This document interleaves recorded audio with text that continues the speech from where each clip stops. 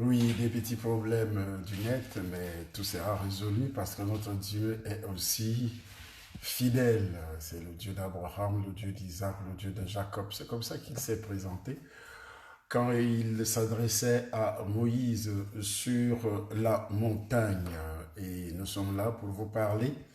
Une fois de plus, c'est la 28e journée, 28e soirée qui prouve que nous sommes sur la bonne voie, la voie du miracle. Parce que ce soir, nous allons parler des miracles. Il y a des choses qui se passent étrangement sur le net. Et je voudrais demander à Maman nous a prêté des images des faux miracles qui viennent du Nigeria. Et nous pensons que Dieu fait des miracles. Dieu fait encore des miracles. Jésus fait encore des miracles. Nous ne pouvons pas comprendre. Je dis nous ne pouvons pas comprendre, mais on comprend parfaitement que c'est la dernière heure et que l'Église de Jésus-Christ aujourd'hui a été infiltrée par rapport à tous ceux qui viennent secouer cette Église pour que les hommes et les femmes qui pouvaient croire, qui pouvaient recevoir Jésus-Christ ne puissent plus le faire. Pourquoi? Parce que les faux sont venus, c'est-à-dire les gens qui travaillent bien sûr avec les Illuminatistes, qui travaillent avec les satanistes, avec les sorciers, comme cette femme qui fait le tour des églises au Nigeria et qui a une main un peu recroquevillée, un peu, pas un peu, on ne sait pas ce qui s'est passé sur son bras, mais elle utilisait ce bras d'une manière particulière pour pouvoir, je ne sais pas si c'est pour se faire de l'argent ou bien si c'est pour... elle est vraiment agent de Satan, un démon en chair et l'esprit. C'est pourquoi je vous demande, on n'a pas commencé avec notre générique comme d'habitude, je vous demande tout simplement de commencer à partager comme d'habitude ceux qui sont au Cameroun, ceux qui sont à Yaoundé, ceux qui sont à Douala, ceux qui sont en Martinique, ceux qui sont euh, à Bruxelles, ceux qui sont également dans d'autres pays, Côte d'Ivoire, Gabon. Vous pouvez dire exactement où vous vous trouvez, où vous regardez cette émission, qui est une émission particulière. Vous voyez, nous croyons que Dieu fait des miracles, que Jésus fait des miracles, parce que au cours de cette histoire, au cours de son existence, Jésus-Christ avait passé le temps à parler des miracles, à parler des démons, et à parler des esprits impurs. Il a dénoncé l'œuvre de Satan dans le monde. Il a parlé de Satan, il a dévoilé qui est Satan, il a dit que Satan est le père du mensonge. Et on a vu également au cours de ces dernières années les mensonges qui, d'une manière ou d'une autre, continuent à être pompés sur les réseaux sociaux. Les réseaux sociaux, comme il s'agit des réseaux sociaux, une fois de plus, il y a une plateforme qui est créée. Et cette plateforme, c'est pour amener les vrais serviteurs à annoncer l'évangile, parce que Dieu nous appelle à annoncer l'évangile, selon le livre de Matthieu, chapitre 28.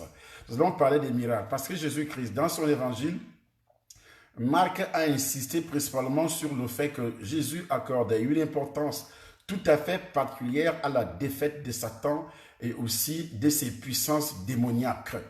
Dans le livre de Marc, chapitre 3, verset 27, Marc, chapitre 3, verset 27, que nous allons lire d'ailleurs, le verset 27, qu'est-ce qu'il dit? Il dit ceci au verset 27, « Personne ne peut entrer dans la maison d'un homme fort et piller ses biens sans avoir auparavant lié cet homme fort. Alors il pillera sa maison.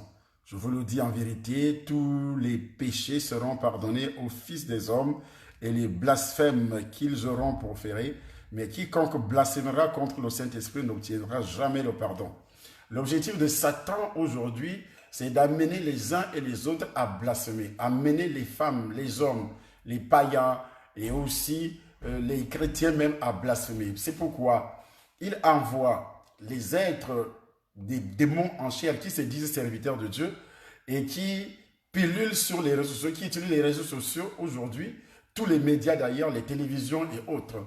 On a vu d'abord en Afrique du Sud une fausse résurrection, premièrement. On a encore vu ces dernières années, ces derniers jours, beaucoup d'autres faux miracles et surtout ce qui se passe aujourd'hui, ces derniers jours au Nigeria, où donc plusieurs serviteurs de Dieu, je crois, ou 4, ont été réellement trompés, ont été, je ne sais pas, où ils participent à ce péché de cette femme.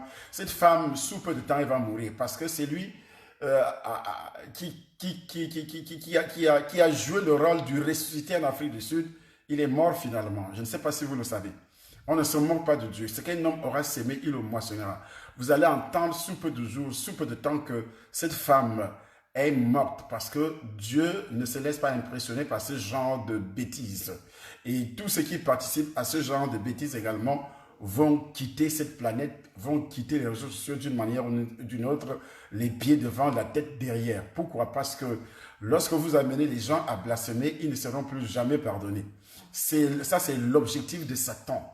Que lorsque les faux prennent le devant de la scène au niveau de l'évangile, alors on va cataloguer, on va donc incriminer, on va donc accuser, on va donc blasphémer, on va donc calomnier tous les serviteurs de Dieu qui vont prendre,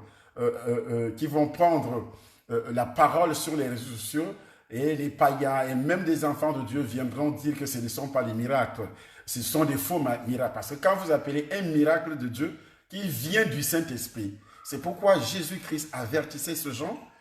Et la Bible dit, et la foule s'assembla de nouveau en sorte qu'ils ne pouvaient pas même prendre leur repas. Les parents de Jésus, ayant appris ce qui se passait, vinrent pour se saisir de lui, car ils disaient, il est hors de sens.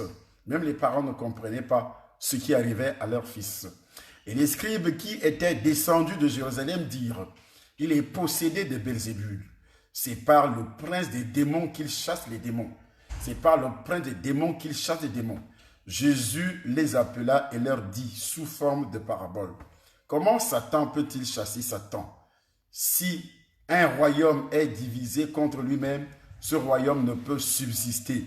Et si une maison est divisée contre elle-même, cette maison ne peut subsister. Si donc Satan se révolte contre lui-même, il est divisé et il ne peut subsister. Mais c'en est fait de lui. Personne ne peut entrer dans la maison d'un homme fort et piller sa maison sans avoir auparavant lié cet homme fort, alors il pillera sa maison. Je vous le dis en vérité, tous les péchés seront pardonnés aux fils des hommes et les blasphèmes qu'ils auront proférés, mais quiconque blasphémera contre le Saint-Esprit n'obtiendra jamais le pardon. Il est coupable d'un péché éternel. Satan connaît bien ce verset. C'est pourquoi beaucoup de personnes, même dans les églises de réveil, sont assises sur les chaises aujourd'hui, ayant déjà blasphémé contre le Saint-Esprit. Beaucoup, Satan utilise les réseaux sociaux.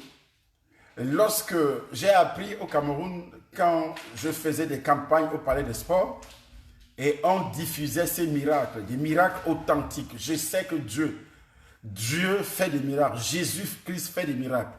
J'ai vu des personnes malmenées par les démons, délivrées par la puissance du Saint-Esprit.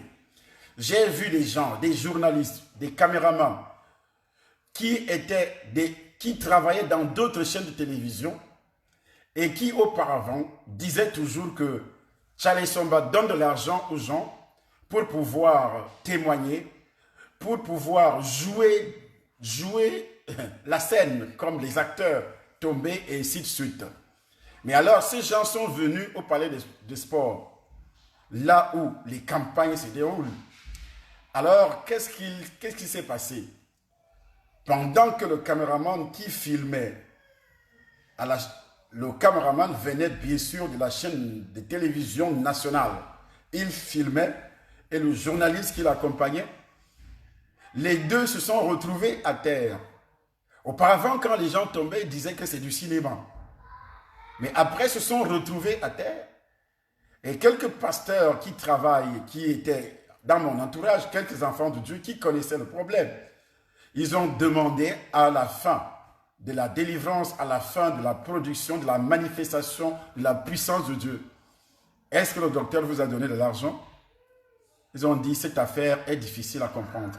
On n'a pas compris comment, qu'est-ce qui s'est passé pour que nous puissions se retrouver par terre. Ainsi donc, nous devons faire attention lorsque Jésus-Christ avertit quiconque blasphémera contre le Saint-Esprit. Et il le dit également dans le livre de Matthieu chapitre 12, verset 31, que vous pouvez également lire, quiconque blasphémera contre le Saint-Esprit. C'est un avertissement que je donne à tous ceux qui regardent ces trucs sur les réseaux sociaux et qui seront poussés à appeler un miracle venant d'un homme de Dieu authentique et appeler ce miracle que ça vient de Satan. Mais vous connaissez déjà la vérité.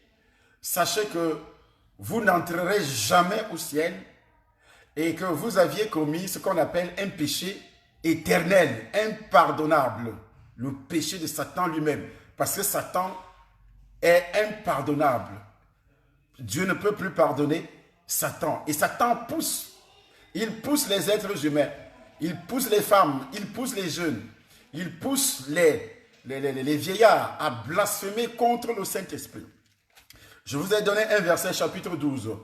Si maman Dédé peut lire Matthieu chapitre 12, le verset à partir du verset 31. C'est Jésus qui parle au verset 31. Et il revient, si nous commençons un peu au verset 25, la Bible dit à partir du verset 25, je vais demander à maman de lire, et vous commencez à partager, que ce soit ceux qui sont au Temple des Nations, actuellement vous sortez vos téléphones, commencez à partager. Et ceux qui sont dans les églises, sortez vos téléphones, vous partagez, c'est pour une bonne cause. Et après, tu remets ton téléphone dans le sac ou dans la poche et le Seigneur sera avec toi. À un moment donné, comme je le disais hier, voici des preuves sur des émissions qui ont été animées hier et avant-hier. Pourquoi nous devons prêcher l'évangile? Pourquoi nous devons rester sur les réseaux sociaux? Satan s'est accaparé des réseaux sociaux pour pouvoir donc détruire les êtres humains que Dieu a créés, parce que les vrais serviteurs de Dieu ont abandonné les réseaux sociaux entre les mains de Satan. Nous lisons par la bouche de maman. Matthieu 12, le verset 25, à partir du verset 25, il est écrit: comme Jésus connaissait leurs pensées, il leur dit: tout royaume divisé contre lui-même est dévasté, et toute ville ou maison divisée contre elle-même ne peut subsister. Si Satan chasse Satan. Avant cela, maman, tu peux lire à partir du verset 22, parce que c'est là que l'histoire commence, au verset 22. Verset 22, il est écrit: alors on lui amena un démoniaque aveugle et muet, et il le guérit, de sorte que le muet parlait et voyait. Toute la foule étonnée disait: n'est-ce point là le fils de David? N'est-ce point là le fils de David? Les pharisiens ayant entendu cela dirent: cet homme ne chasse les démons que par Belzébul. Cet homme ne chasse les démons que par Belzébul. J'ai vu ça au Cameroun. Un archevêque, l'archevêque qui était à l'époque l'archevêque de Yaoundé, pardon, pas l'actuel qui est là maintenant. À l'époque, l'archevêque de Yaoundé qui était là, j'oublie son nom, et lui qui avait fait un document spécial, et qui a fait circuler ce document dans les églises catholiques, prétendant que Tchali Somba fait des pseudo-miracles, et que je ne sais pas quel nom il m'avait donné. Un imposteur, c'est un imposteur, c'est des pseudo-miracles qui viennent de Satan. C'est ce qu'on appelle véritablement le blasphème contre le Saint-Esprit.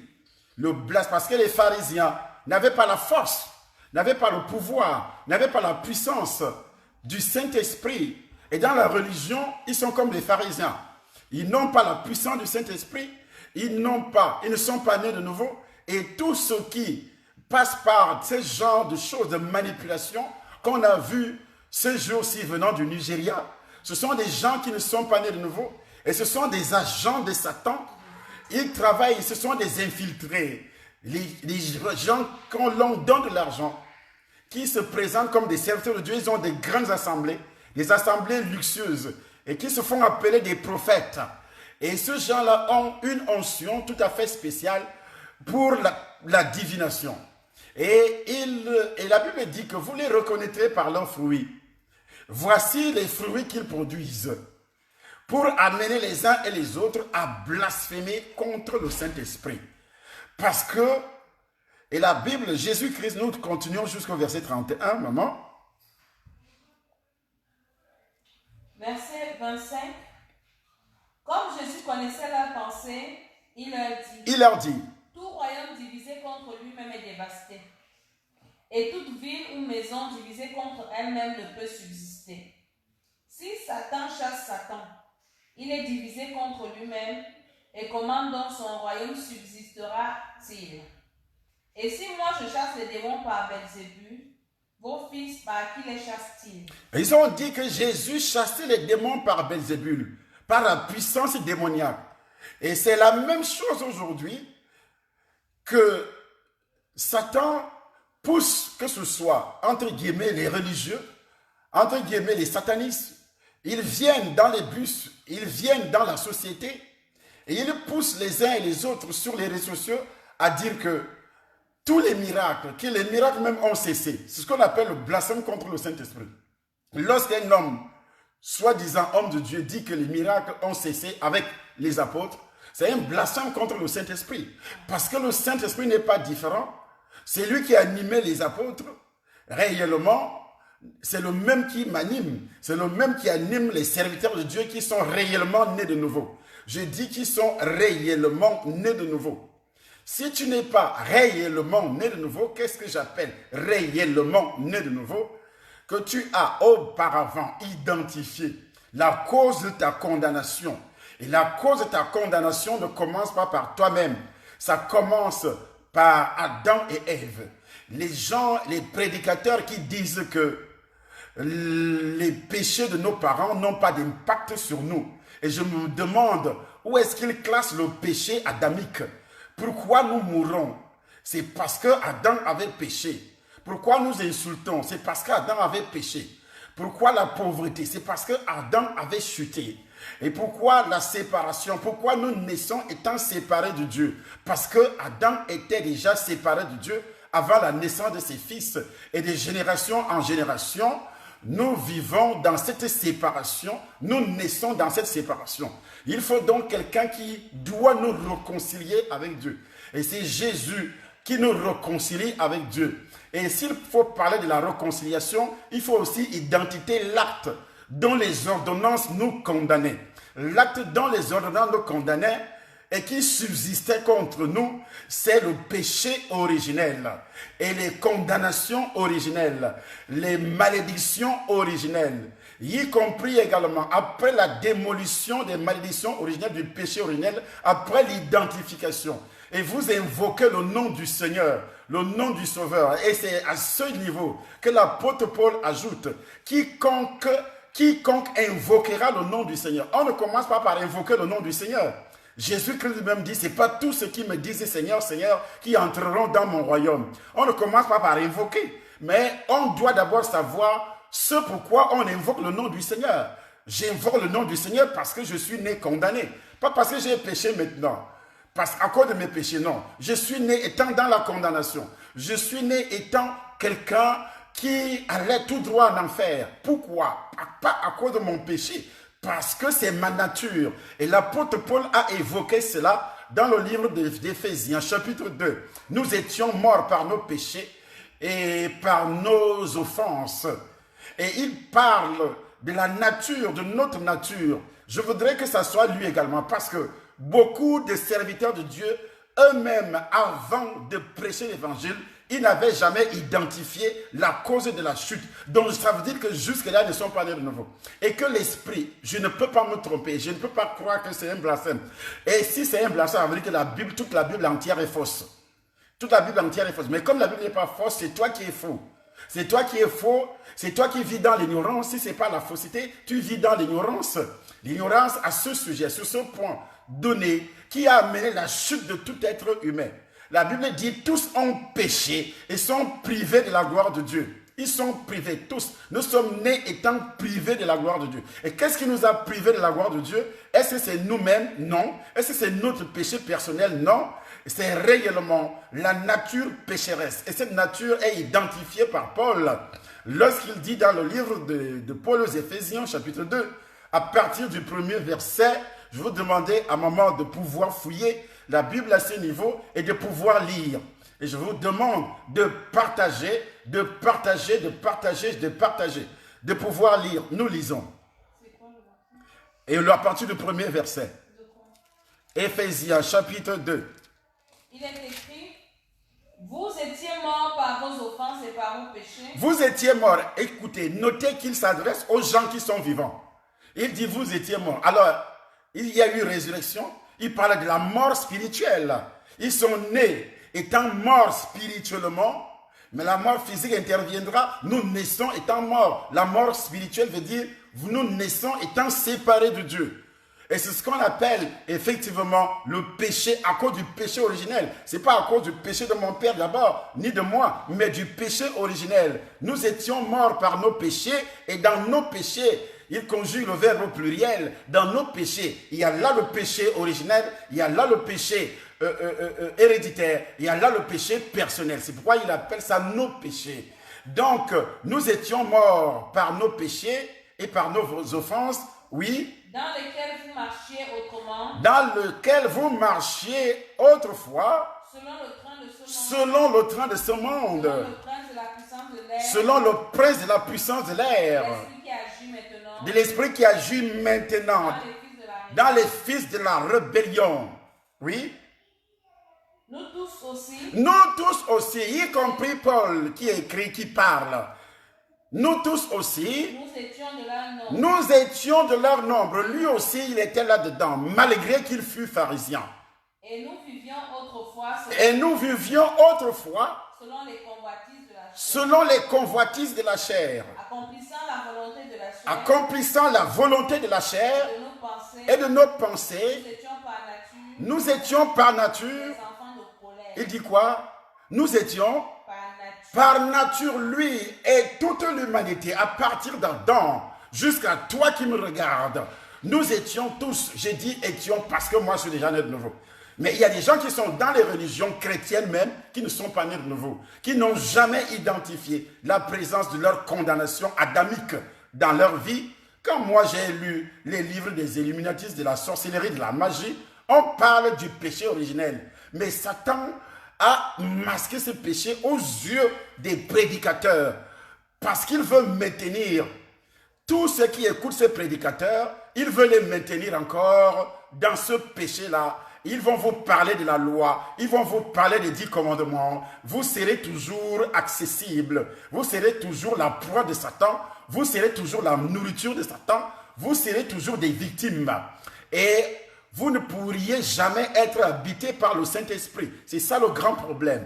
Le problème central ici, quand les gens font ce genre de choses, où on voit donc des gens et une femme qui va d'une église à l'autre, et puis chaque serviteur présente, j'ai vu ce monsieur, un autre, dans une grande église, il fait ça, il fait ça, il fait ça, il dit le Saint-Esprit, le Saint-Esprit, le Saint-Esprit. Je ramène l'os qui a été bloqué par les sorciers. C'est vrai, les sorciers font ça. Mais est-ce que c'était réel ce qu'il disait? Non, c'était pas. Et lui-même savait qu'il joue un jeu, qu'il joue réellement, c'est une farce. Et il était en train de prononcer le nom de Jésus dans des blagues. J'appelle ça des blagues. Et qu'est-ce qui s'est passé? Et la femme, le bras commençait à pousser. Je crois que j'ai envoyé cette image à un moment. Tu peux me trouver ça tout de suite et tu me donnes. Je veux montrer réellement l'image en question. Et auparavant, les gens ont dit que c'était la première église qui a montré, le premier serviteur qui a fait ça en direct. Et les gens applaudissaient en disant c'est Jésus, c'est la puissance de Dieu. D'autres disaient c'est pas la puissance de Dieu. J'ai même vu les serviteurs de Dieu qui se querellaient en disant toi tu ne crois pas au miracle et tu es serviteur de Dieu. Et l'autre disait moi je crois, je sais que celui-ci c'est du faux qu'il est en train de faire. Et c'était vrai que c'était du faux. Parce que la même femme était dans une autre église. On a montré en direct qu'il a été délivré, qu'il y a eu miracle. Elle est repartie dans une autre église, dans 3 ou 4 églises. Et comment ce Dieu-là voici, nous avons l'image. Et voici l'image. Regardez un peu l'image. Là, nous sommes. Et voici le bras.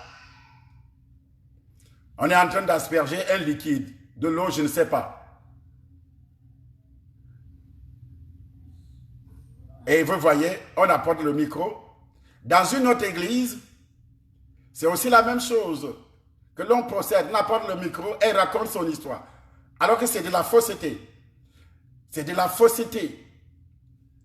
C'est vraiment de la fausseté. Et tout ça, Satan veut à tout prix que lorsqu'on découvre que c'était de la fausseté, et toute personne, tout serviteur de Dieu qui viendra sur les réseaux sociaux, qui va se permettre de produire un miracle, ou bien de montrer un miracle qui a été. Parce que Jésus-Christ a dit, voici les miracles qui accompagneront ceux qui auront cru. En mon nom, ils chasseront les démons. Ils imposeront les mains aux malades, les malades seront guéris.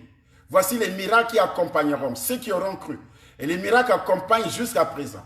Dans le livre de Matthieu, il dit, je serai avec vous jusqu'à la fin du monde. Le monde n'est pas encore fini. Jésus est avec nous. Il est avec ceux qui sont nés de nouveau. Il est avec ceux qui sont fidèles. Il est avec ceux qui vivent dans la sanctification. Ceux qui ont la crainte de Dieu. Il est avec tous ceux qui réellement entrent dans le corps et qui annoncent l'évangile. Ceux-ci n'annoncent pas l'évangile. Ils attirent parce que la plupart des croyants ne font que chercher les miracles. Ne font que chercher les miracles. Et les faux savent que, puisque vous cherchez les miracles, ils vont vous attirer. Vous voyez, le bras est en train de s'allonger.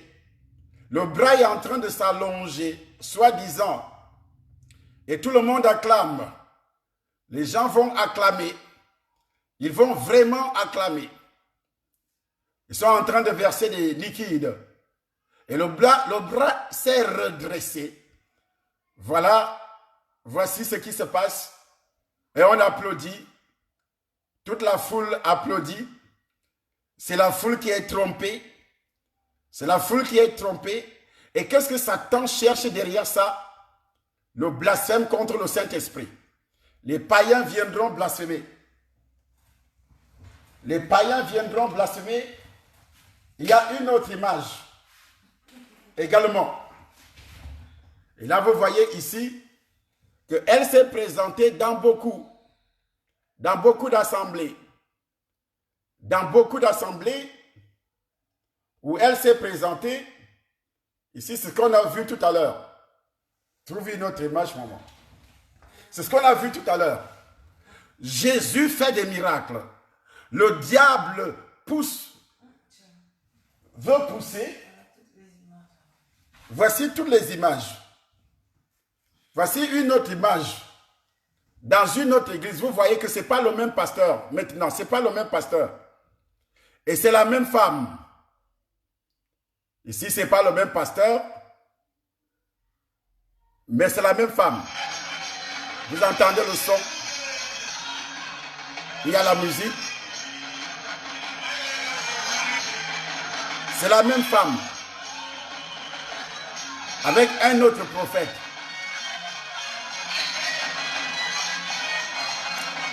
Et ça se produit comme ça au Nigeria. Il y a beaucoup de Camerounais qui sont allés au Nigeria, soi-disant aller chercher des miracles. Ils sont revenus païens. Ils sont morts, ils sont allés en enfer. D'autres sont encore en vie. Et voilà ce qui se passe. Le prédicateur demande d'apporter le micro. Comme sur l'image qui venait de passer. C'est le même scénario. Voici.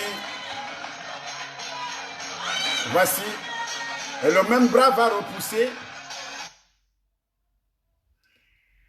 Le même bras va repousser.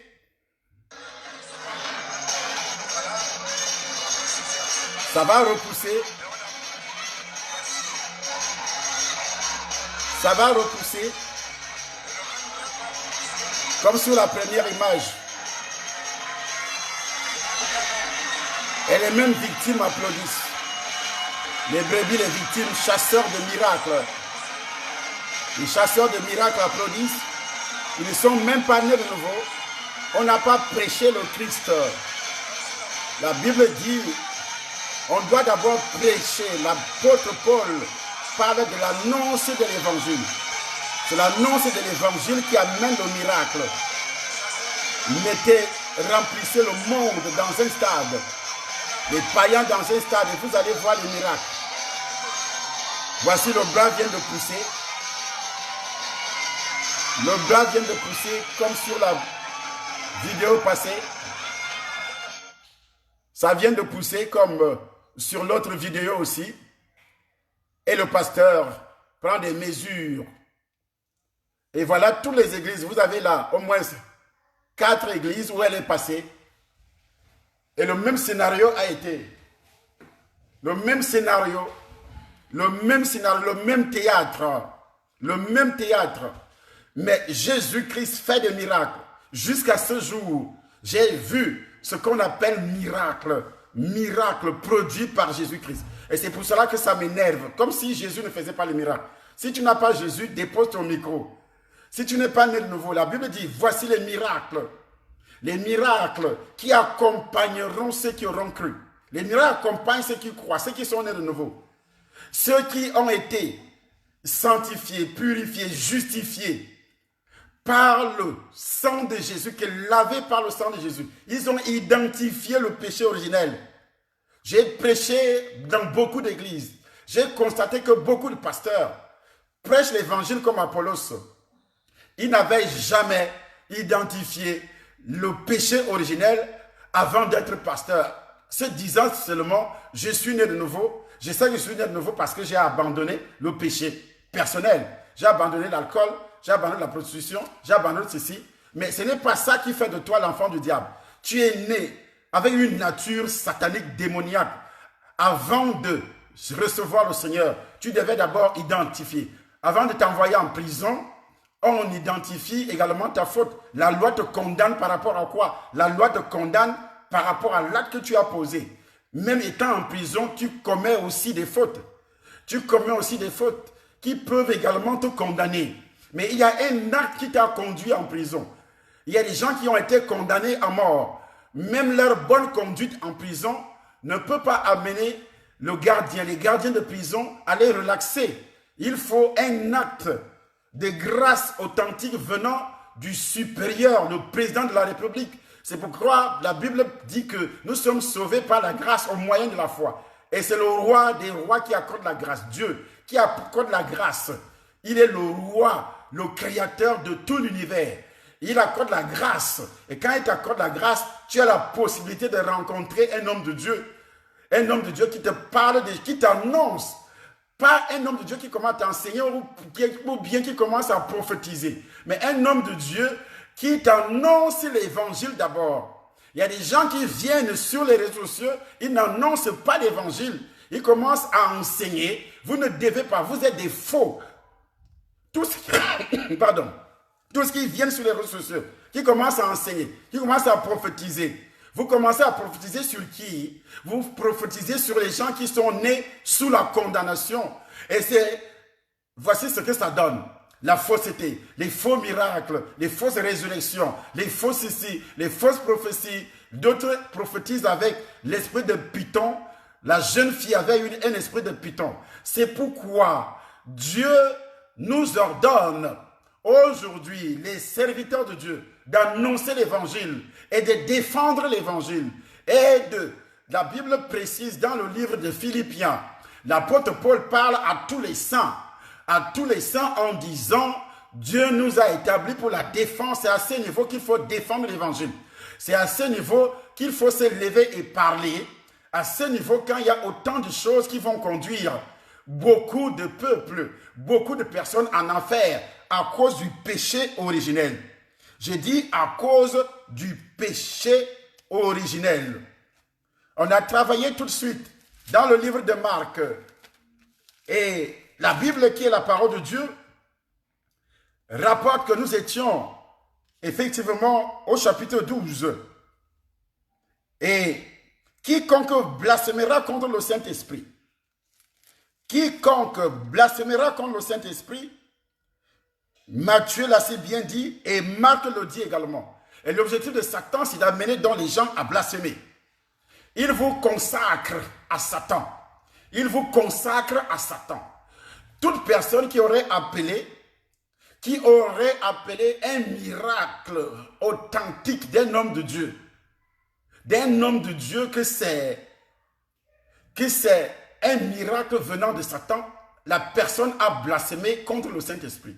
Et si tu es dans une église aujourd'hui, vérifie ton passé.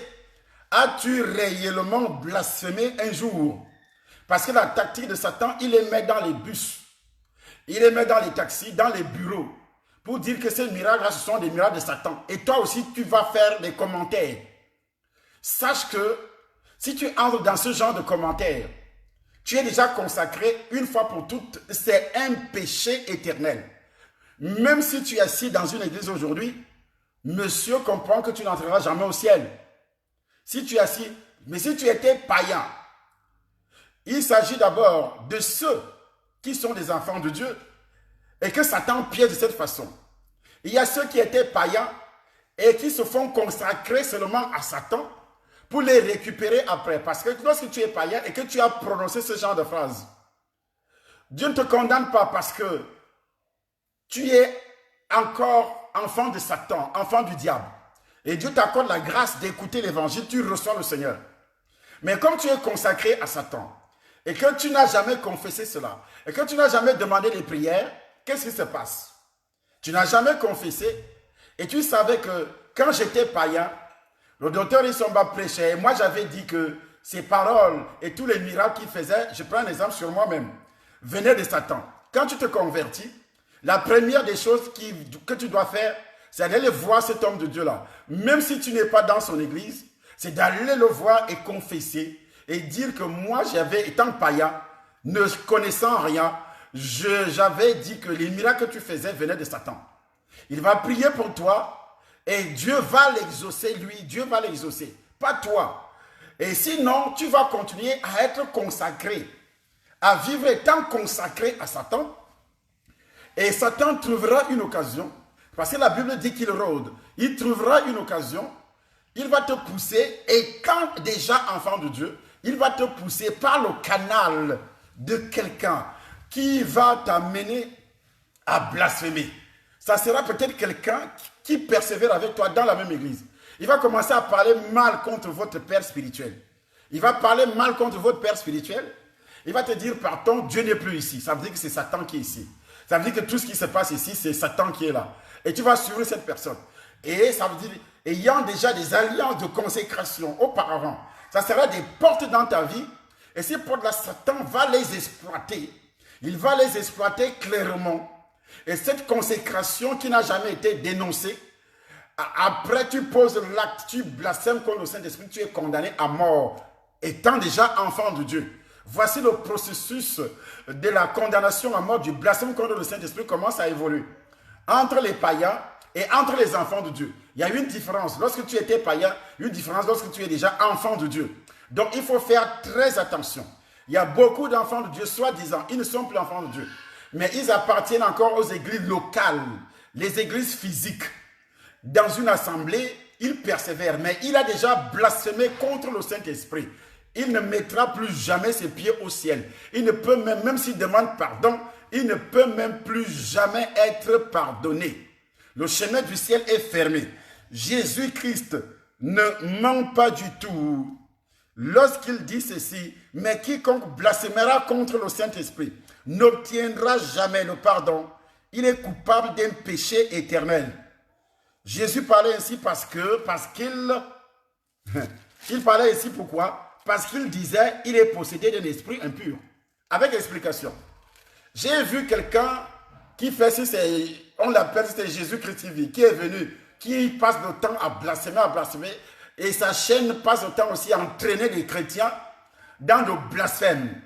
Et il a essayé de se justifier, il dit, le blasphème contre le Saint-Esprit, ce n'est pas ça, c'est ça. Il a commencé à expliquer des conneries, des bobards qui ne tiennent pas. Le blasphème contre le Saint-Esprit, c'est appeler une œuvre de Dieu Et c'est expliqué clairement dans le livre de Marc. Jésus parlait ainsi parce les pharisiens disaient, il est possédé d'un esprit impur. Aujourd'hui, chaque homme de Dieu, dès que tu produis un miracle, dès que tu commets une faute, un péché, quelqu'un se lève et dit c'est un sataniste. Quelqu'un se lève et dit c'est un sorcier. Quelqu'un se lève et dit tout ce qu'il fait là c'est le diable. Et c'est ainsi que le diable travaille pour consacrer, pour amener les gens à blasphémer. Et c'est tout un réseau qui est déjà établi pour pouvoir détruire et enrôler, voler, détruire la foi, détruire et freiner l'œuvre de Dieu. L'objectif central, c'est de récupérer ceux qui ont déjà cru. Et le deuxième objectif, c'est d'amener les gens à ne plus croire. Dès que le miracle, parce que le miracle amène les gens parfois à croire. On a vu ça même dans la Bible. Mais le diable veut que lorsqu'il y a un miracle, que les gens ne croient plus du tout. Que les gens ne croient plus du tout. Et c'est pour ça, je prends l'engagement ce soir. Lorsque j'ai vu ça, j'ai compris que on a raison de demander aux uns aux autres de pouvoir, à partir de maintenant, annoncer l'évangile, le vrai évangile, de prêcher la bonne nouvelle du salut. La Bible dit que les pharisiens disaient, il est possédé d'un esprit impur. Il est possédé. Qui? Jésus. Jésus qui est né sans péché. Mais les gens disent qu'il est possédé d'un esprit impur. Qui faisait ça? C'était quoi? C'était qui? C'était les pharisiens. C'était Satan qui utilisait les pharisiens. Les pharisiens étaient des gens qui lisaient déjà la Bible. Pas la Bible, mais le parchemin et les autres livres de la loi. Et c'était des gens que Dieu avait choisis auparavant. Et ces gens, à cause de la jalousie, ils ont commencé à dire que Jésus-Christ vient de Satan. Qu'est-ce que je n'ai pas entendu? Entendu que ce soit partout, dès que tu te présentes au niveau des médias, chaque personne vient, c'est le diable, c'est un sorcier. Or, ce sont des sorciers eux-mêmes, ces gens, ce sont des sorciers, ils veulent avoir des adeptes, ils veulent avoir des victimes. Lorsque tu viendras faire les mêmes commentaires comme lui, immédiatement tu es détruit. Immédiatement tu es détruit, mais tu vas continuer à boire ton alcool. Tu vas continuer à manger, tu vas continuer à coucher avec les femmes, tu vas continuer à travailler, tu vas continuer à faire tout ce que tu veux, mais tu ne sauras pas que tu es déjà condamné, depuis longtemps. C'est pourquoi examine correctement ta vie. À ce niveau-là, examine correctement ta vie. Correctement ta vie. Est-ce que quand j'étais païen, j'avais, moi-même étant dans le satanisme, quand les Bonke venaient au Cameroun, j'étais encore dans leur camp. Et j'étais parmi les gens qui poussaient cette populace à blasphémer, à dire que Bonke est un vendeur de drogue, pour commencer. On le disait dans les bus, on le disait aussi dans les taxis. On mettait des gens, des foules, des agents de Satan dans les taxis, dans les bus, partout, pour entraîner tout un bus à blasphémer. On savait, le diable sait correctement que quiconque blasphémera contre le Saint-Esprit n'ira plus jamais au ciel. Et le diable en a besoin. Il a besoin des adeptes pour l'enfer. Et quand les démons en chair entraient dans un bus, qu'est-ce qu'ils faisaient? Directement, ils commençaient à parler. Quand on voit les affiches, parce que Bonke mettait les grandes affiches dans des villes, et puis quand on voyait les affiches, on disait, regardez des voleurs comme ça, regardez des escrocs comme ça, c'est des vendeurs de drogue, ce sont des satanistes, ce sont des sorciers, et tout le bus se mettait à blasphémer. Tout le bus se mettait à blasphémer. Et c'est ainsi que le diable n'a pas changé de tactique jusqu'à ce jour. Dans les taxis, dans la ville de Yaoundé, dans la ville d'Abidjan, dans la ville, et maintenant, il utilise quoi? Les réseaux sociaux. Il utilise les réseaux sociaux, il y a des agents de Satan sur les réseaux sociaux. Dès que le serviteur, une image d'un serviteur de Dieu apparaît avec un verset biblique, il commence. Et ils viennent, d'autres viennent également pour blasphémer parce que lui, il sait ce qu'il fait. Il veut vous entraîner en enfer. Il veut vous bloquer. Il veut vous condamner. Parce qu'il connaît la vérité. Toi, tu ne connais pas la vérité. Tu vas te mettre à calomnier. Tu vas te mettre à mentir. À mentir contre un serviteur de Dieu. Et c'est pourquoi nous devons prêcher et enseigner sur les réseaux sociaux, parce que quand vous le dites seulement dans les quatre murs, vous, serviteurs de Dieu, sans avertir les foules, ceux qui peuvent vous écouter en millions sur les réseaux sociaux, Dieu va vous demander des comptes. Aujourd'hui, j'ai fait un songe bizarre. J'ai expliqué ce songe à mon épouse tout à l'heure. Tôt dans la matinée, je rêve que je suis assis dans un restaurant. Et le restaurant était au bord d'un stade. C'était vraiment comme un stade. Mais ce n'était pas le stade, c'était le cimetière. Écoutez-moi bien, c'était le cimetière. Mais ça se présentait comme un stade. Il y avait du monde. Et moi, j'étais assis au restaurant avec des amis. Les gens buvaient, les gens mangeaient. Les gens se réjouissaient, ainsi de suite. Et on était là, j'avais déjà passé la commande. Et on blaguait. Et puis, je vois au fond du stade, de ce cimetière, je vois un oncle qui est décédé depuis longtemps. Et je le vois de loin. De loin. Il était en train de travailler. Il était en train de sarcler. Je ne sais pas ce qu'il faisait exactement. Et puis moi, je suis scandalisé. Je dis, mais celui-ci, il est mort depuis longtemps. Et je m'adresse à celui qui était avec moi. Je dis, mais il est mort depuis longtemps. Mais qu'est-ce qu'il fait là? Et celui qui était avec moi me dit, s'il est mort, c'est à cause de toi. Parce que tu ne lui as pas dit la vérité. S'il est mort, c'est à cause de toi. Parce que tu ne lui as pas dit la vérité. Et toi, tu es ici pour manger, pour attendre la nourriture. Et lui, il est mort. Est-ce que tu sais que tous qui sont avec lui là sont morts aussi? Et nous sommes ici pour attendre la nourriture. Nous sommes là pour les avertir. Et justement, je me suis réveillé. J'ai compris, il parle de quelle mort? La mort spirituelle. Mais il utilise l'image. Et c'est qui me parlait? C'est Dieu, c'est le Seigneur qui me parlait. Nous sommes tellement préoccupés par nos choses. Nous sommes tellement préoccupés par nos affaires, préoccupés par les membres de nos familles, préoccupés par notre avenir, préoccupés par notre entreprise, préoccupés par notre vie professionnelle, préoccupés par notre santé, préoccupés par. Et pendant ce temps, Satan emporte. Les gens sont morts, la mort spirituelle. Et j'ai vu, c'était la foule. Et les gens étaient occupés de part et d'autre. Et moi, je disais, lui, il était là, il faisait un travail comme s'il sarclait un champ. Et l'homme me dit, si tu avais annoncé, si tu l'avais parlé, il n'a même pas dit, si tu l'avais parlé, il n'allait pas mourir. Si tu l'avais parlé, il n'allait pas mourir. Il parlait de quelle mort? De la mort spirituelle d'abord. Il est mort physiquement. Il est allé en enfer. Mais Dieu a utilisé cette image pour pouvoir me parler, pour pouvoir me dire ce que nous devons faire. Nous devons faire.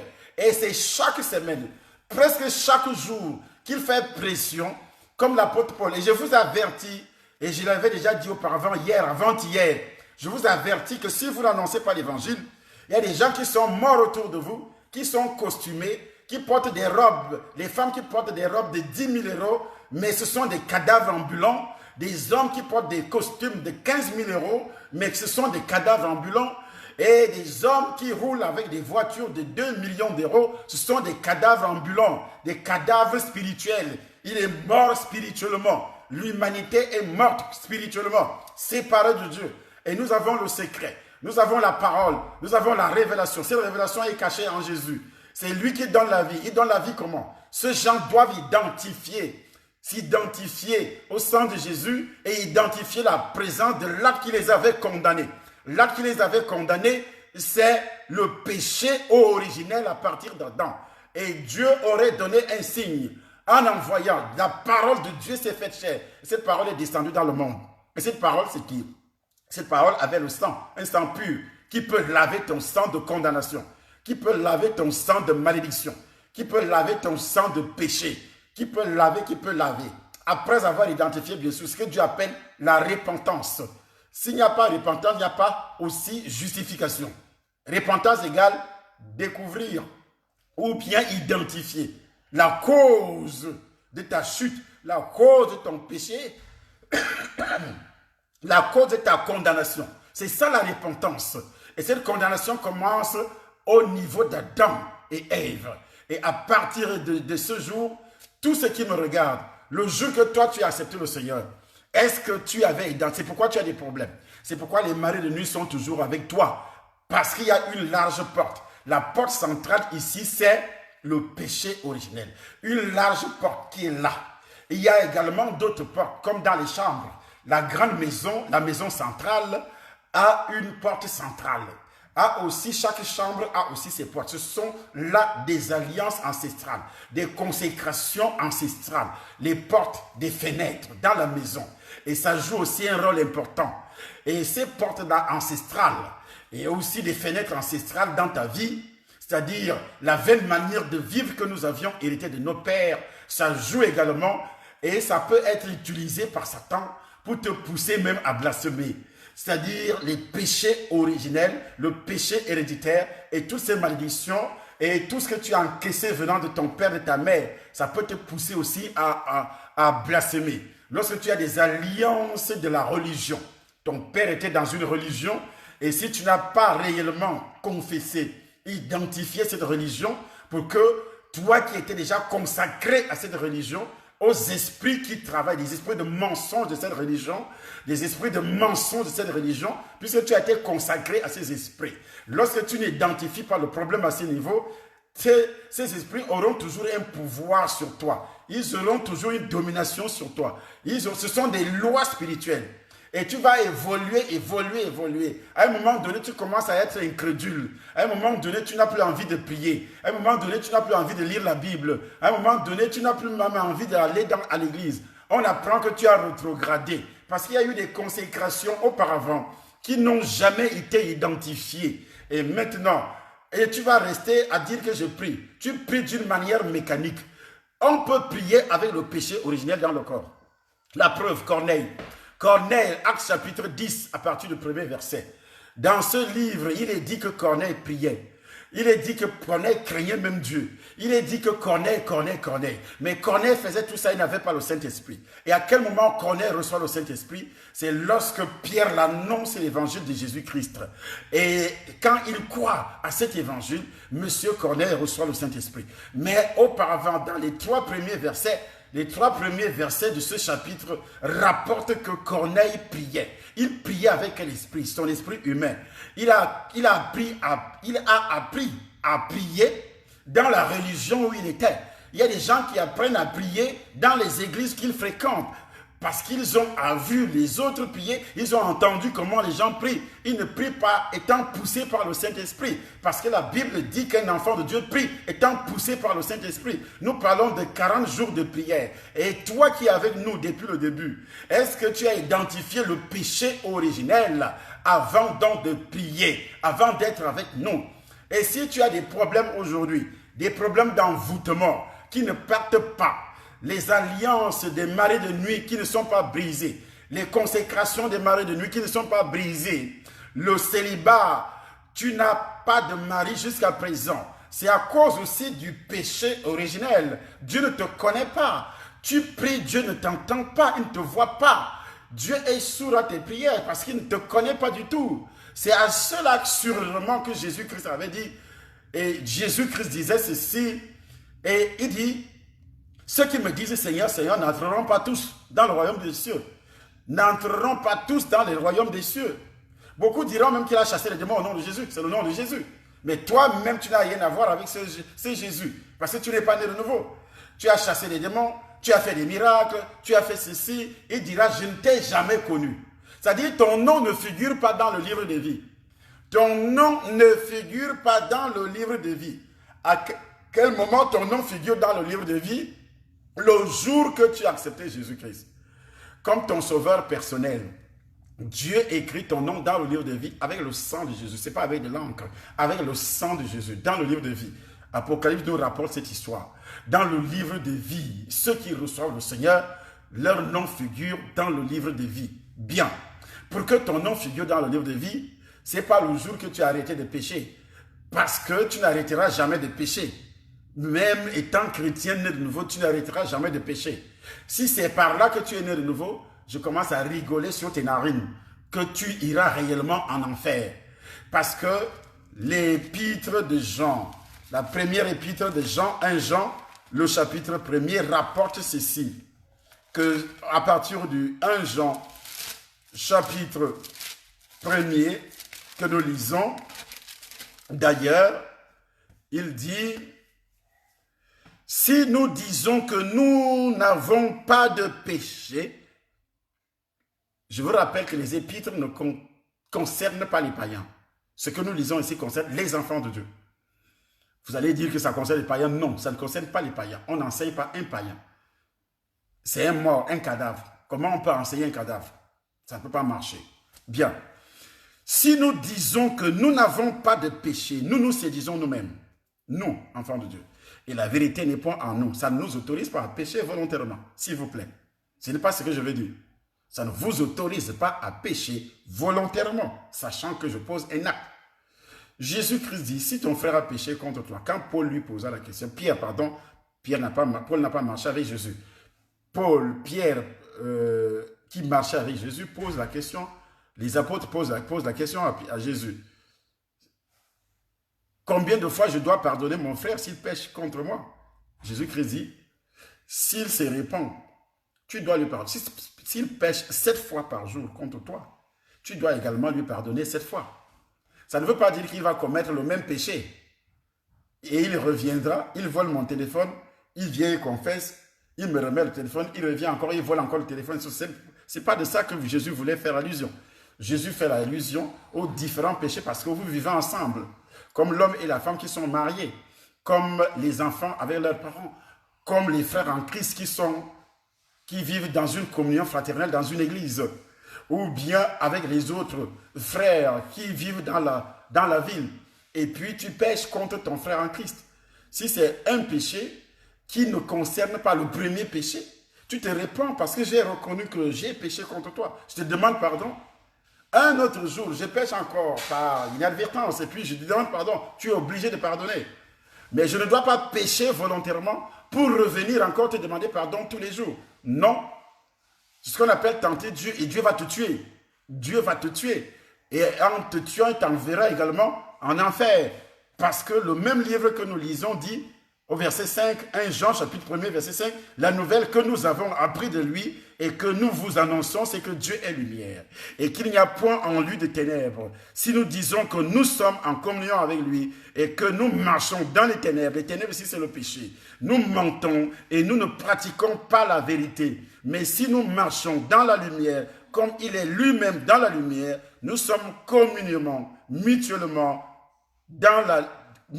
en communion, et le sang de Jésus, son Fils, nous purifie de tout péché. Nous purifie de tout péché.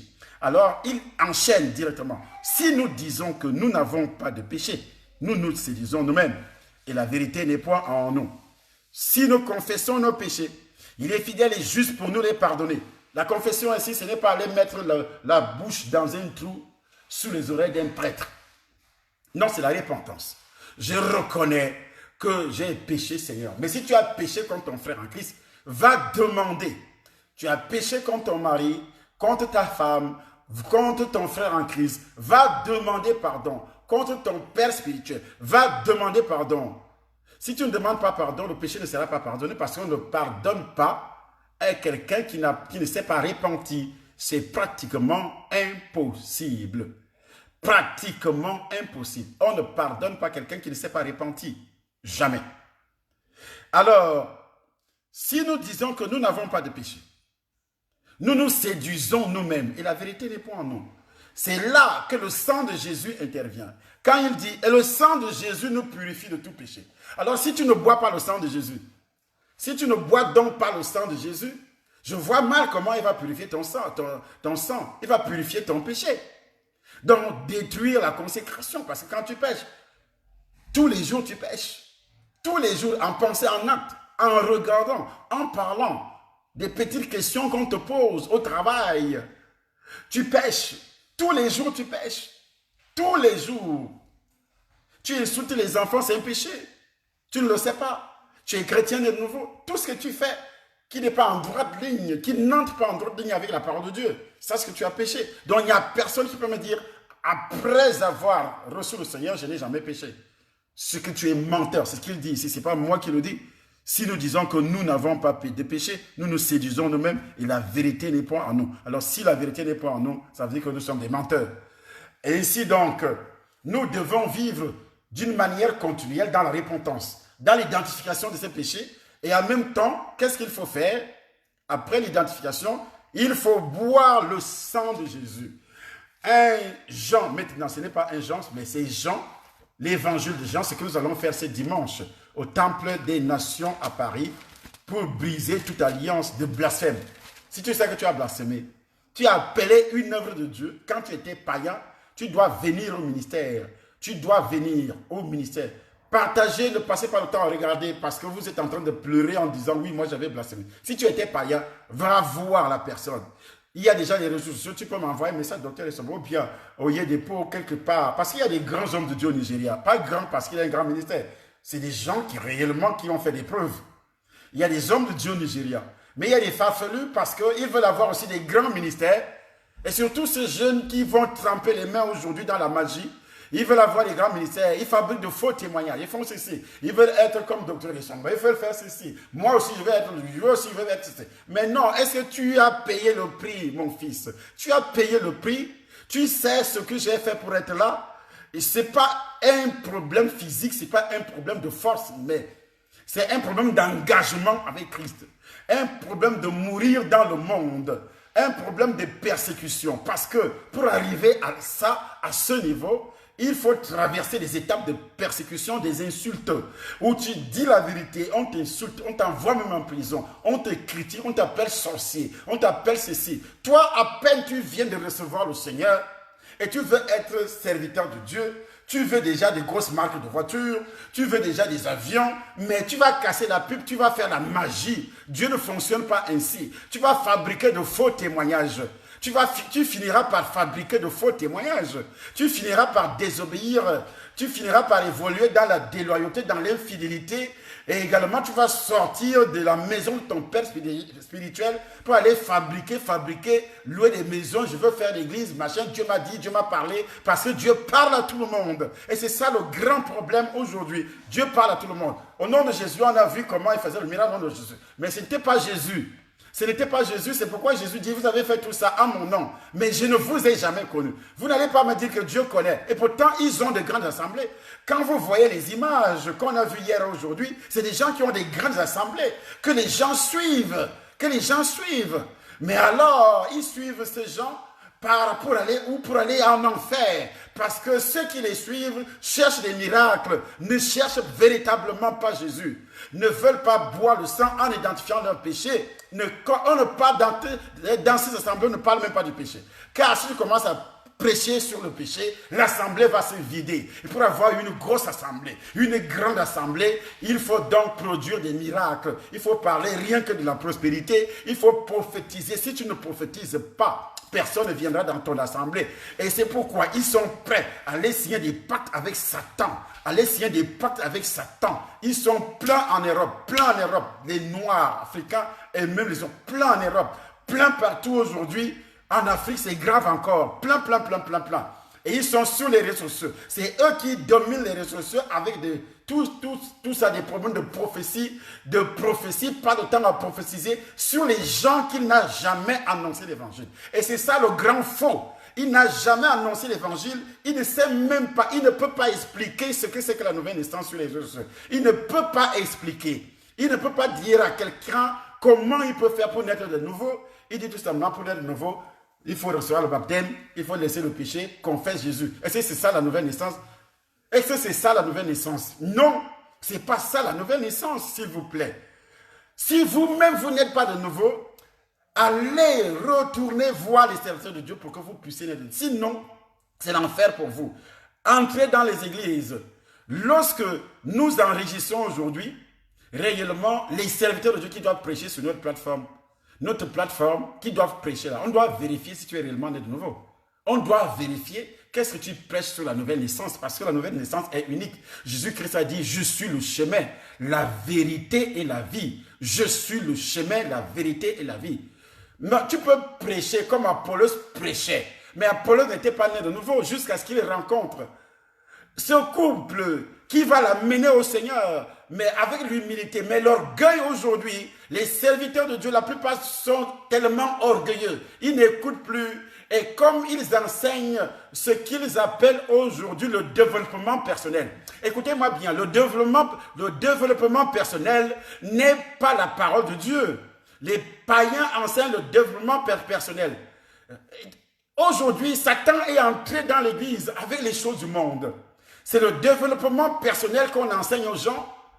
Comment tu peux réussir, comment tu peux faire pour avoir l'argent, comment tu peux faire pour être élevé dans la société. C'est tout ce qu'on peut dire.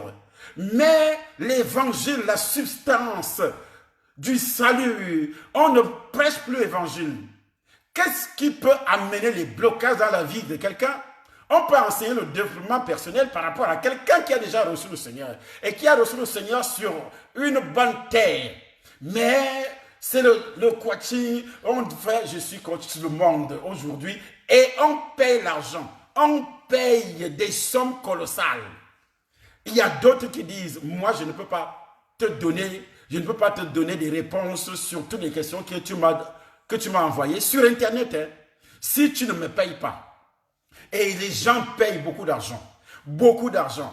Mais quand ils viennent vers l'évangile, ils disent que Dieu a dit qu'il faut recevoir. Vous avez reçu gratuitement, donné gratuitement. Mais c'est de la fausseté. C'est de la fausseté.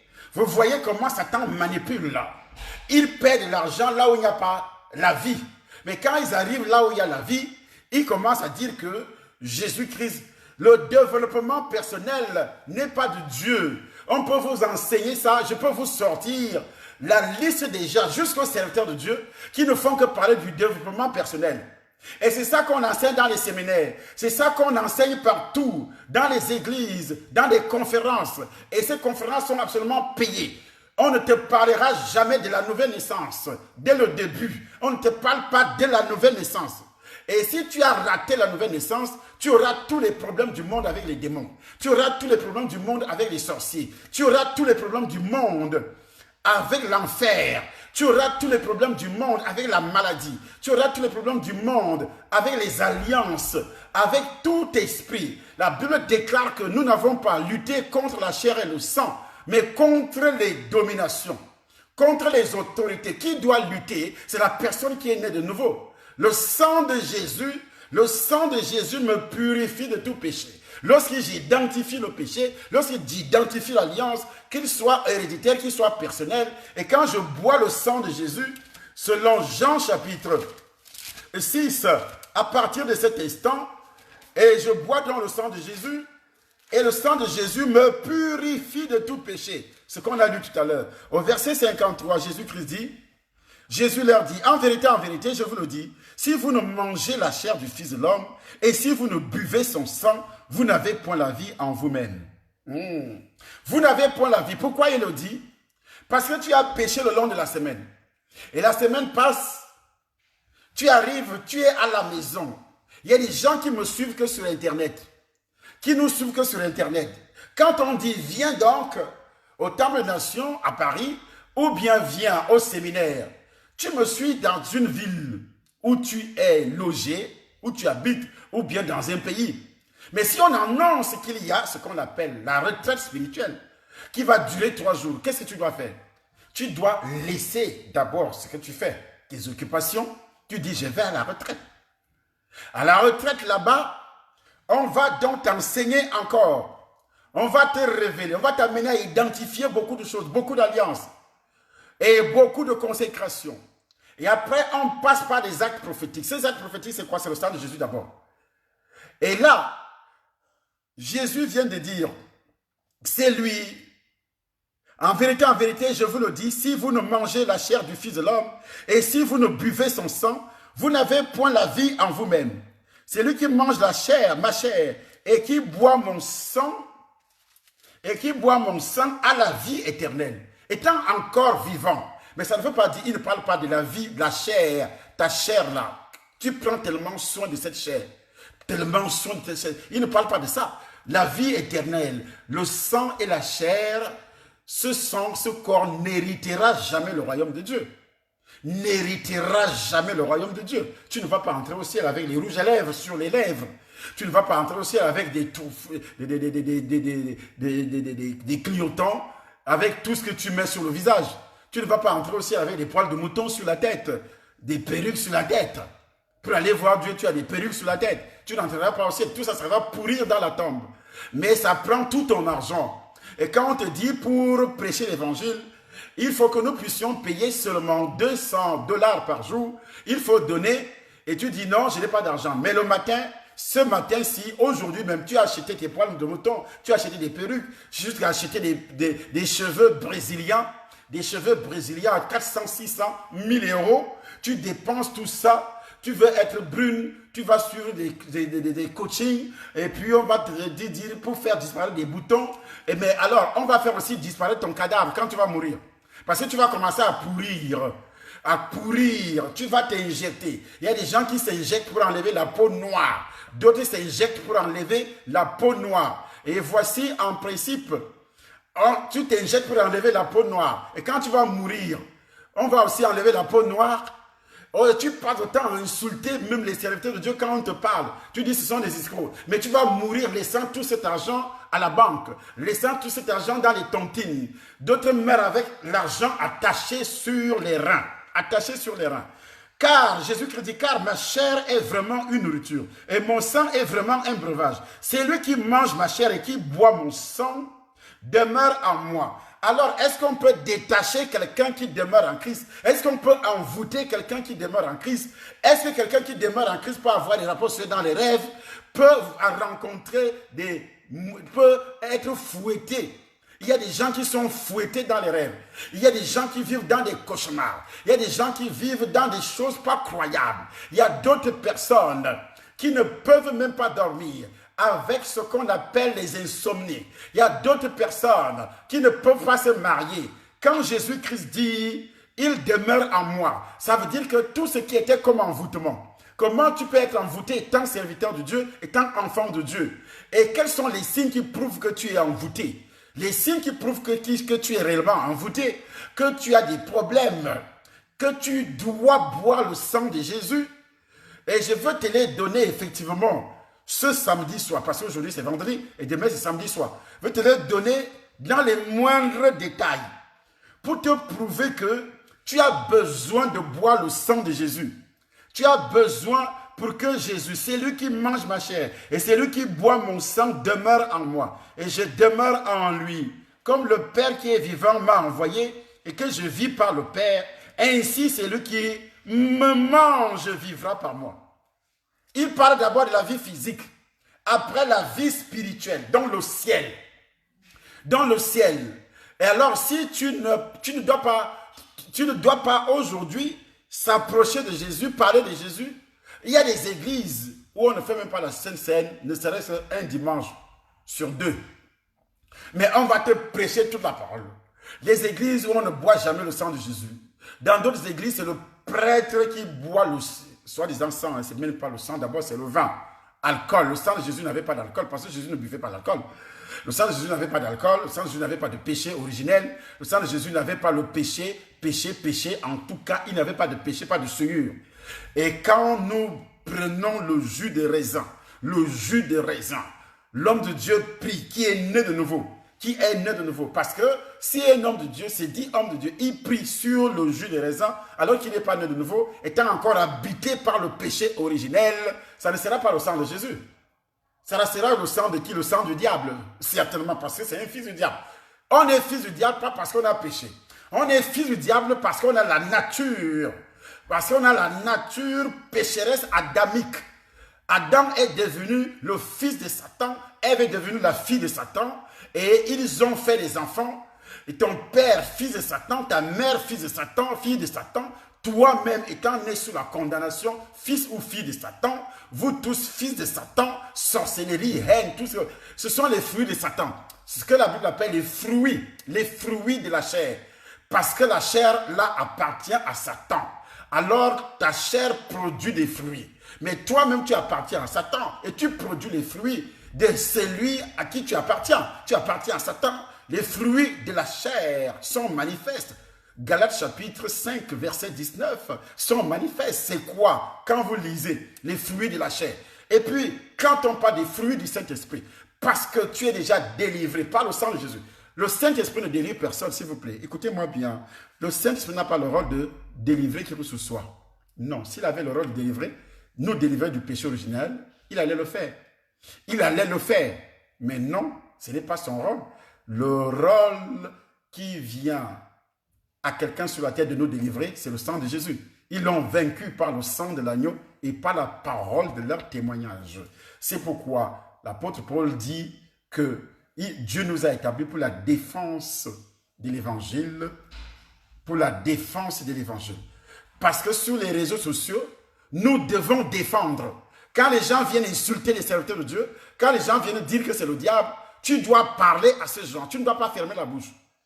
Et si tu fermes la bouche, ça veut dire que tu es également païen. Pour un enfant de Dieu, ça bouillonne. Quand tu es né de nouveau, réellement que le péché originel est parti. Quand tu vois quelqu'un parler mal de Jésus, ça bouillonne là dans le cœur. Ça bouillonne, tu as envie de parler. Mais quelqu'un qui n'a pas le Saint-Esprit, il n'a même pas envie de parler. Il n'a pas envie de parler. Quand tu vois quelqu'un parler mal de Jésus, tu es un enfant de Dieu. Parler mal de Jésus, on parle de qui? On parle d'un enfant de Dieu. Vous voyez, d'un serviteur de Dieu, quand Paul persécutait les églises, le jour que Jésus a attrapé Paul, qu'est-ce qu'il a dit à Paul? Monsieur Paul, pourquoi tu me persécutes? Est-ce qu'il avait vu Jésus? Il a touché Jésus un jour? Non. Paul persécutait les enfants de Dieu. Et quand Jésus arrive, il parvient à dire à Paul, Monsieur Paul, pourquoi tu me persécutes? Donc quand tu persécutes un homme de Dieu, et quand tu défends l'évangile, c'est Jésus que tu défends. Quand tu défends un homme de Dieu, c'est-à-dire tu parles avec conviction. Le sorcier ne peut pas. Vous avez peur des sorciers sur ce qu'on appelle les réseaux sociaux. Vous avez peur des sorciers. C'est pourquoi vous avez peur aussi même de partager les vidéos. C'est pourquoi vous avez peur de partager dans les groupes. C'est parce que les gens vont vous reprendre. Les gens vont vous insulter. Les gens vont vous dire des choses. Et vous avez peur, vous avez peur, vous avez peur. Vous avez peur parce que vous êtes réellement consacré à Satan. Étant encore fils de Satan. Montre à Dieu que je ne suis plus fils de Satan. Je parle de toi librement. C'est pourquoi Jésus-Christ dit, c'est lui qui me confessera devant les hommes. Tu dois confesser Jésus devant les réseaux, dans les réseaux sociaux. Dans les réseaux sociaux. Et puis, quand tu entres dans les réseaux sociaux, c'est pour aller faire un travail.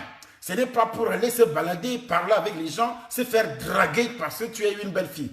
Dieu n'a rien à faire avec ça, s'il vous plaît. Dieu n'a vraiment rien à faire avec ça. Nous devons se mobiliser maintenant pour parler de Christ, pour annoncer l'évangile.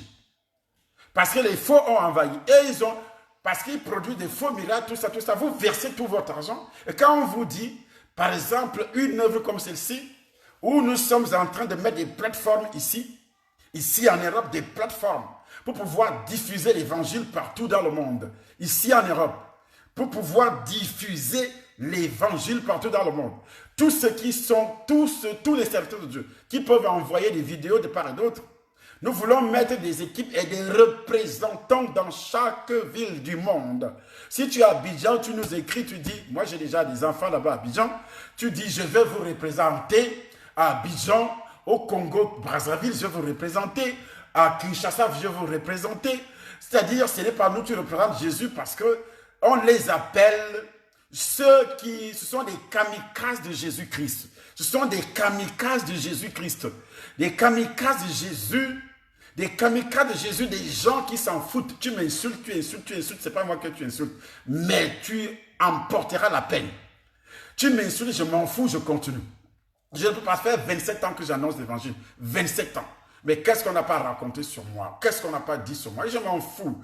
Et ceux qui ont raconté, d'autres même ont dit qu'ils sont bien morts. Ils sont morts avant moi. En 2011, ils ont annoncé partout. Ils se sont réjouis. Ceux qui se sont réjouis sont déjà morts. Hein. La plupart sont déjà morts. Ils sont déjà morts, comme je vous le dis. Ils sont déjà morts. Mais je suis toujours vivant. Et quand tu te réjouis ou bien tu calomnies un homme de Dieu, sache que tu vas payer. Tu vas payer. Ça ne finira pas comme ça. Tu vas payer. Vous savez pourquoi? Dieu pardonne le péché. Dieu pardonne le péché, mais il y a des conséquences du péché. L'apôtre Paul, quand Dieu l'avait pardonné, Dieu l'avait appelé, Dieu l'avait pardonné.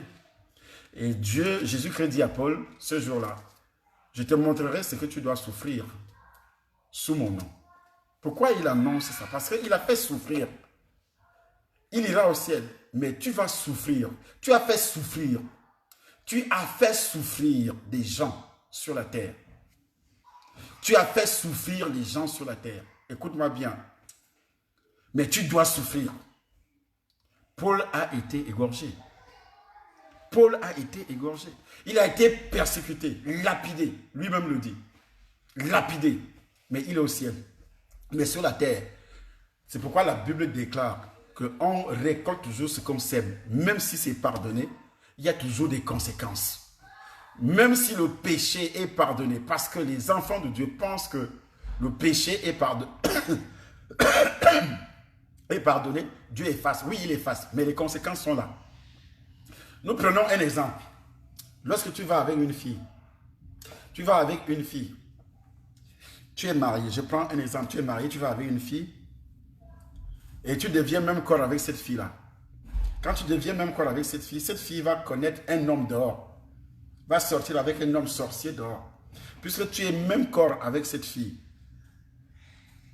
cet homme sorcier aura la possibilité de te tuer par le canal de cette fille. Est-ce que tu le sais? Aura la possibilité de tout voler, de détruire même ton foyer. Aura la possibilité d'injecter des maladies dans ton corps. Aura la possibilité de détruire tes finances, de détruire tes entreprises. Aura la possibilité de gérer ton esprit, de gérer ton âme. L'homme qui couche avec la même fille qui couche avec toi. Je m'adresse aux hommes mariés, c'est comme ça que ça marche dans le satanisme. L'homme qui couche avec la même fille qui est sorcier là, mais toi tu ne sauras pas que cette fille-là couche avec un homme. Tu ne le sauras pas. Puisque elle sort, tu ne te rends pas compte. Tu ne sais pas ce qu'elle fait. Quand tu n'es pas là, tu n'es pas avec elle. Elle fait des choses dehors, elle rencontre des personnalités, elle rencontre des gens, tout ça. Mais elle entre en contact sexuel avec ces gens.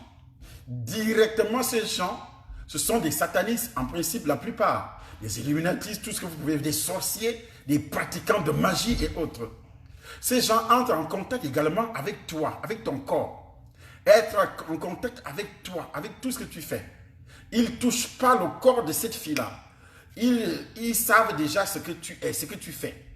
Ces gens ont la possibilité d'entrer dans ton foyer pour détruire ton foyer par le canal de cette fille. Ces gens ont la possibilité de détruire ton argent, de détruire tout ce que tu fais, parce que tu es consacré. Par le canal de cette fille, tu es consacré. À ce sorcier, tu es consacré à ce sorcier. Y compris les femmes mariées qui vont sortir avec un homme. Quand il va sortir avec un homme, tu vas sortir avec un homme alors que tu es marié. Sache que tu es introduit dans le foyer. Tu es introduit dans... Parce que c'est pourquoi la Bible dit, c'est lui qui pêche contre son corps. Au niveau de l'impudicité, tu pêches contre ton corps. Parce que c'est ton corps qui est détruit. C'est ta vie qui est détruite. C'est ta vie qui est détruite. Donc pour une femme mariée qui va avec un homme marié, elle livre déjà son foyer. Elle livre déjà l'argent, les richesses de son foyer, les prospérités de son foyer. Tout ce qui existe dans son foyer est déjà détruit. Par rapport à l'acte, que ce soit pour une minute seulement, je dis bien une minute seulement, que tu as eu des rapports, un rapport d'une minute seulement avec cet homme, avec cette femme, détruit tout ton foyer, détruit ta vie. Un rapport sexuel dans les rêves, alors que tu es marié.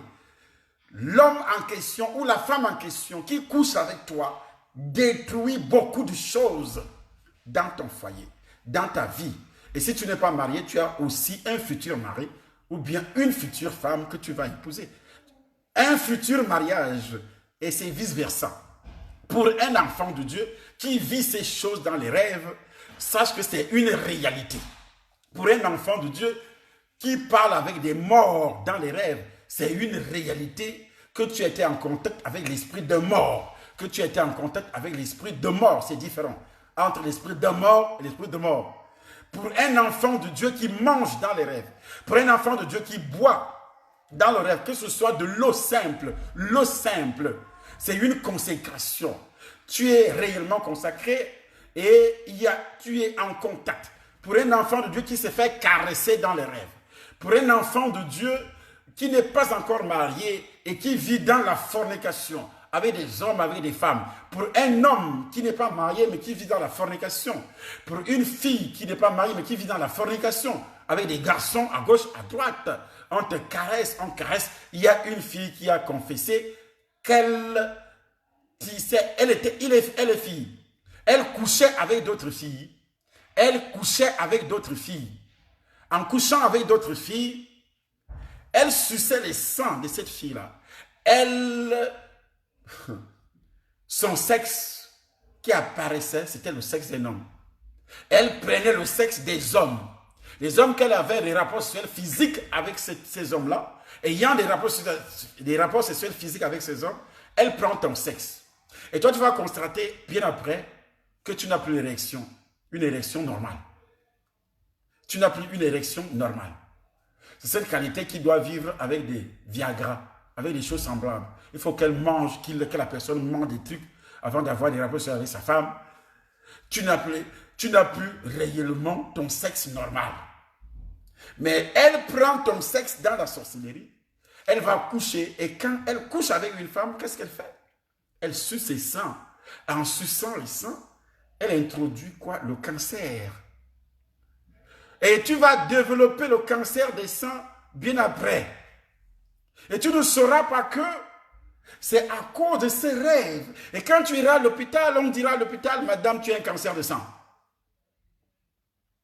Tu as un cancer de sang, tu ne sais pas pourquoi. Et comment ce cancer est arrivé. Tu ne le sauras jamais. Et puis tu vas mourir ou bien on va couper parce que tes sangs ont été consacrés. Le jour que cette fille avait sucé ce sang-là, dans les rêves, tu ne sauras même pas que c'est elle. Tu verras que c'est un homme qui a des rapports sexuels avec toi. Or, c'est une fille qui a des rapports sexuels avec toi. C'est une sorcière. Ça peut être ta cousine, ta tante, ta soeur, et ainsi de suite. On va s'étaler là demain parce qu'on entre déjà réellement vers la phase finale. Demain soir, puisque je ne serai pas en direct avec le Cameroun, mais préparez vos téléphones en ce qui concerne ceux qui viennent au temps de nation, puisqu'ils n'ont pas que samedi dans la soirée. Mais préparez vos téléphones à partir de 19h, heure du Cameroun, et également 20h, heure de Paris. Parce que nous allons entrer dans beaucoup de détails, nous allons toucher beaucoup de choses. Donc, vous devez partager cette vidéo et également entrer dans le compte, c'est-à-dire dans notre site www.lemondessurnaturel.net. Lemondessurnaturel.net. Et à partir de cet instant, qu'est-ce que vous faites? Vous donnez votre sacrifice.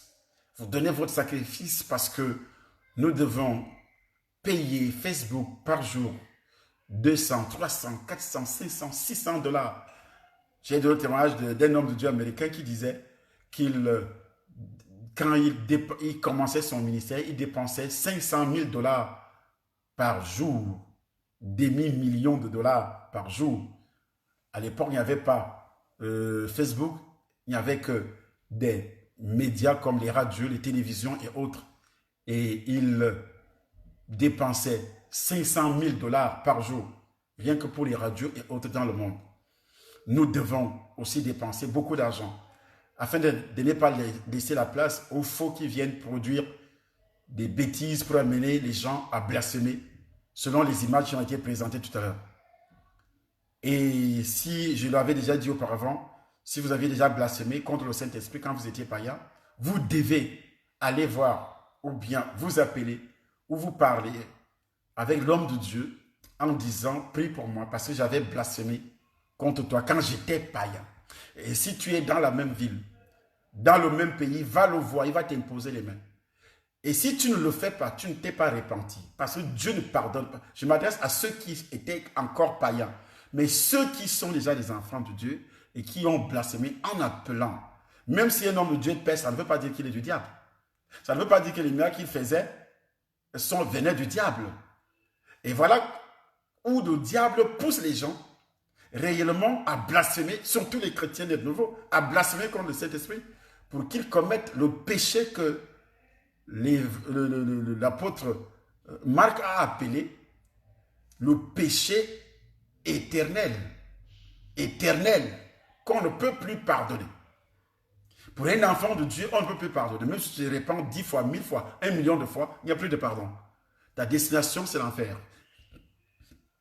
Il faut que ça soit enseigné aux gens. Arrêtez de juger. Il y a des gens qui ont réellement le ministère, c'est-à-dire pour pousser les gens à juger, à condamner avant le temps. La Bible nous dit, arrêtez de condamner, arrêtez de juger avant le temps, parce que vous n'êtes pas Dieu.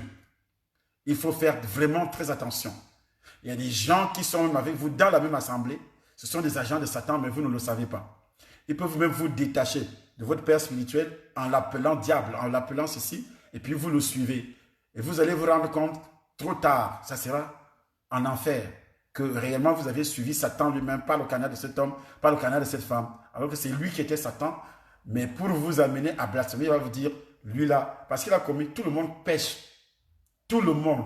Nous sommes des serviteurs de Dieu, nous ne sommes pas des dieux, mais des serviteurs de Dieu. Et ce n'est pas la grâce que nous restons debout, ce n'est pas la grâce, ce n'est pas par nos efforts, parce que nous sommes saints, comme les autres veulent le faire croire aux gens, que c'est parce qu'eux ils sont ceci, c'est faux, c'est de la fausseté, ce sont des mensonges, ils sont dans les premiers menteurs, parce que c'est ce que la Bible disait tout à l'heure. Il faut que nous puissions faire vraiment attention par rapport à ce qui se passe sur les réseaux sociaux. Et nous devons se mettre ensemble par le canal de cette plateforme pour pouvoir réellement amener l'évangile dans le monde entier sur les 4 coins du monde. Partagez. N'oubliez pas cette grande retraite de prière et de délivrance qui va commencer le 15 novembre. 3 jours. 3 jours. Et après, ceux qui seront inscrits, après, ils seront suivis. Ils seront suivis. Vous appelez sur l'un des numéros, vous appelez sur ces numéros-là, et puis, ou bien vous entrez, vous prenez le numéro, vous mettez ça sur WhatsApp, et puis vous envoyez le message pour s'inscrire. Il faut s'inscrire maintenant parce que si vous êtes inscrit maintenant, on va commencer à vous suivre maintenant, on va vous écouter sur les réseaux sociaux, et lorsque vous arrivez, vous venez à la retraite, le jour J, on commence donc à prier pour vous, à vous écouter également et à détruire tous les engagements sataniques, les consécrations, tout ce qui sera discerné dans votre vie. C'est le ministère que Dieu nous a donné.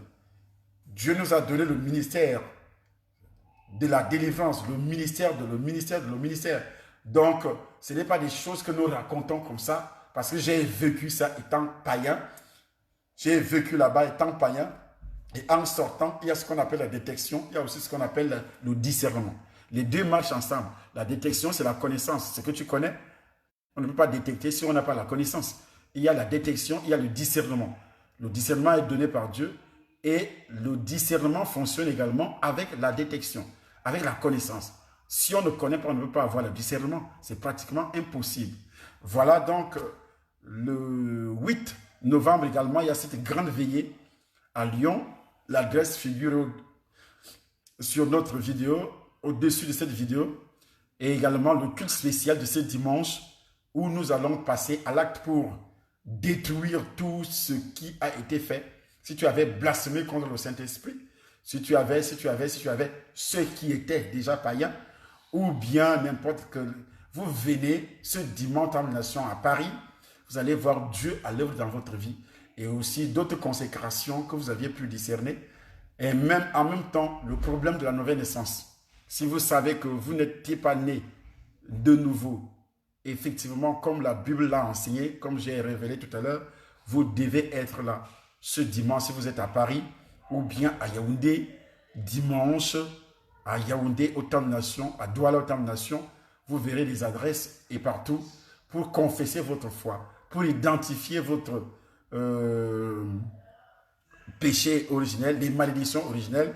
Quand vous lisez Genèse chapitre 3, à partir du verset 15, verset 16, toutes les condamnations que Dieu avait prononcées sur Adam et Ève, ces condamnations, nous prenons part à ces condamnations, nous sommes couverts par ces condamnations aussi, il faut les identifier pour que nous soyons délivrés. Si ces condamnations ne sont pas identifiées, nous ne sommes pas du tout délivrés. La terre sera toujours maudite. Vous quittez le Cameroun, vous quittez la Côte d'Ivoire, vous arrivez en France, la terre de la France sera toujours maudite. Vous quittez votre village, vous arrivez à Yaoundé, vous quittez d'une ville à l'autre, un quartier à l'autre, la terre sera toujours maudite. La terre de votre mariage sera toujours maudite. La terre de vos entreprises sera toujours maudite. Parce que Dieu avait maudit la terre d'Adam et nous sommes membres par le canal du sang qui a coulé dans les veines d'Adam. C'est le même sang qui coule également dans nos veines aujourd'hui. Et alors, ce sont les mêmes alliances, ce sont les mêmes consécrations, ce sont les mêmes péchés, ce sont les mêmes malédictions. Il faut que tout cela soit identifié afin que ces malédictions, ces consécrations soient également détruites. Et c'est pourquoi vous êtes assis dans les assemblées et ceux qui vous demandent de rester dans vos maisons en écoutant seulement les serviteurs à la radio ou bien à la télévision ou bien par les réseaux sociaux sont des trompeurs, ce sont des agents de Satan. Vous devez quitter vos maisons après avoir écouté comme ça. Le dimanche, vous venez au temple et vous avez l'adresse du temple de Paris sur cette vidéo. L'adresse est celle-ci, 8 rue des Gaillards au 95 140 Gage des Gonesse et à Paris. Et en même temps, vous allez donc venir à partir de 9 h jusqu'à 13 h. Que Dieu vous bénisse. Partagez la vidéo au nom puissant du Seigneur Jésus-Christ de Nazareth. Amen.